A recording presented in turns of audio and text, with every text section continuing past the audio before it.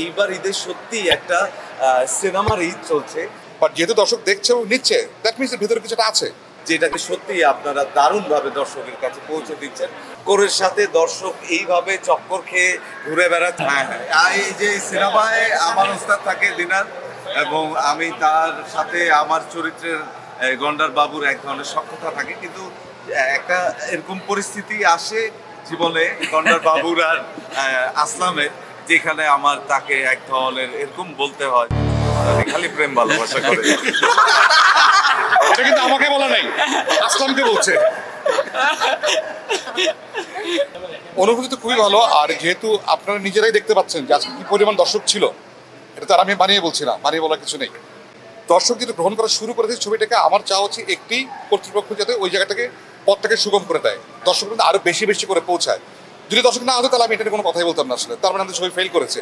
But যেহেতু দর্শক দেখছে এবং নিচ্ছে, দ্যাট মিনস এর ভিতরে কিছুটা আছে। তো অন্য দর্শকদের কাছে কেন পৌঁছাবেন, এটাই আমার চাওয়া। সিঙ্গেল স্ক্রিনে কি আদৌ সিনেমা দেখার কোনো অবস্থা আছে?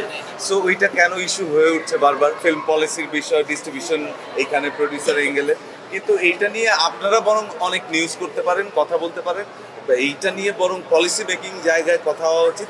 এক্সিস্টিং যেই সিঙ্গেল স্ক্রিনগুলো আছে সেখানে আসলেই সিনেমা দেখার মতো কোনো পরিস্থিতি নাই, সেখানে বসার মতো পরিস্থিতি নাই, প্রজেকশন নাই, সাউন্ড নাই, মানে একটা এক্সস্ট নাই, ফ্যান নাই, এসি নাই, যা তা অবস্থা। তো এগুলোরে সংস্কার করা উচিত, এইটা আপনারা প্রেশার করতে। তবে আপনাদের সাপোর্টটা অনেক গুরুত্বপূর্ণ। এই যে চক্করের সাথে দর্শক এইভাবে চক্কর খেয়ে ঘুরে বেড়াচ্ছে এবং ওদের অনেস্ট ওপিনিয়ন দিচ্ছে, এইটার সাথে আপনারাও যেই চক্করে পড়ে গেছেন, দ্যাটস রিয়েলি অ্যাপ্রিসিয়েটিং। এবং এটা চক্কর টিম, আমার ডিরেক্টর সহ আমার প্রডিউসার এবং প্রত্যেকটা এটা আমরা আপনাদেরকে সত্যি অ্যাপ্রিসিয়েট জানাই। এবং এইবার ঈদে সত্যি একটা সিনেমার ঈদ চলছে, যেটাকে সত্যি আপনারা দারুণভাবে দর্শকের কাছে পৌঁছে দিচ্ছেন। এর জন্য সত্যি আপনাদেরকে ধন্যবাদ।